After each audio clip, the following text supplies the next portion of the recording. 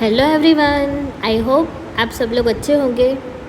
चलो आज हम देखेंगे JEE 2025 का एक क्वेश्चन जो है स्ट्रक्चर ऑफ एटम में से।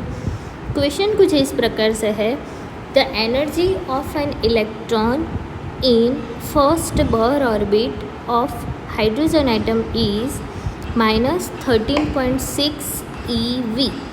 The magnitude of energy value of electron in the first excited state of Be3 plus is blank. अब देखो, हमें ये पता होना चाहिए कि सबसे पहले हाइड्रोजन एटम है, ठीक है। तो हाइड्रोजन एटम मतलब 1 इलेक्ट्रॉन हुआ, तो अगर उसको फर्स्ट बोर मॉडल के ऑर्बिटल फाइंड आउट करें तो उसके लिए हमें आंसर क्या गिवन है, -13.6 eV. तो ऐसे ही हमें किसके लिए फाइंड आउट करना है, Be3 प्लस के लिए। उसमें भी क्या है, फर्स्ट एक्साइटेड स्टेट में ही फाइंड आउट करना है। तो अब देखो, अब देखते हैं सॉल्यूशन। इससे पहले हमें ये पता होना चाहिए कि जो Be है, Be ठीक है, वो कौन से नंबर का एलिमेंट है। तो हाइड्रोजन, हीलियम, लिथियम, बेरिलियम, मतलब Z = 4। तो इसके ऊपर जो चार्ज न्यूक्लियस होगा वो भी क्या होगा, 4 होगा। अब देखते हैं सॉल्यूशन। तो देखो सॉल्यूशन में क्या है, सबसे पहले है Be3 प्लस आयन गिवन है, ठीक है। तो Be3 प्लस आयन वो क्या हुआ, हाइड्रोजन लाइक स्पीसीज है, ठीक है।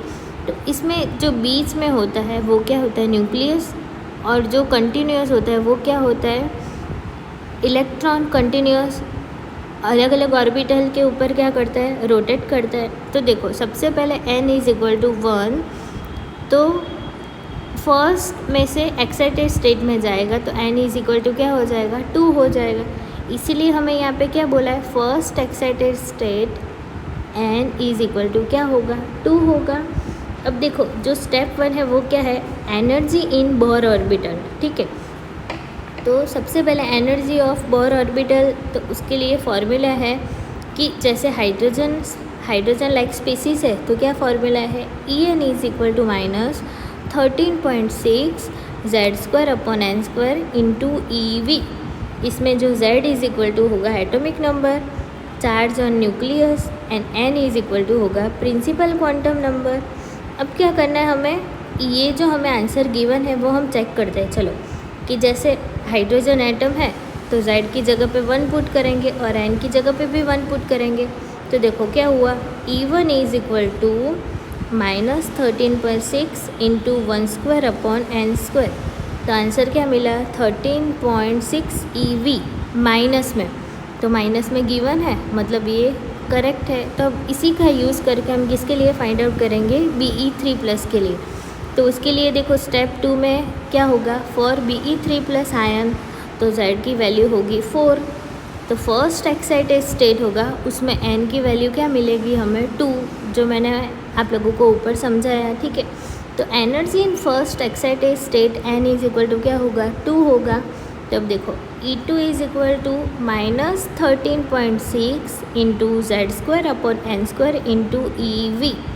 तो क्या होगा, Z की जगह पे 4 एंड n की जगह पे 2 पुट करेंगे, तो -13.6 × 4² / 2² × eV.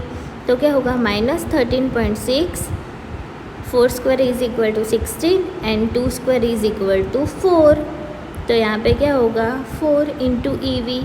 तो अब देखो 4 कट हो जाएगा, 2² मतलब 4, तो ऊपर 4 कट हो जाएगा। तो क्या आएगा आंसर, -13.6 × 4 eV. तो यहाँ पे -13.6 × 4 करेंगे हम, तो ये दोनों का मल्टीप्लाई क्या होगा, -54.4 eV, -54.4 eV, ठीक है। मतलब हम उसकी अप्रॉक्स वैल्यू क्या लिख सकते हैं, 54, क्योंकि हमें आंसर क्या बोला है, इंटीजर वैल्यू लिखनी है। तो अब हम लिखेंगे मैग्नीट्यूड ऑफ एनर्जी, जो हमें फाइंड आउट करना था।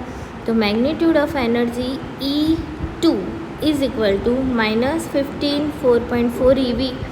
तो ये मोड एंड माइनस दोनों कैंसिल हो जाएंगे, तो क्या मिलेगा, 54.4 eV। लेकिन हमें चाहिए नियरेस्ट वैल्यू, तो आंसर क्या होगा, 54 eV. Thank you.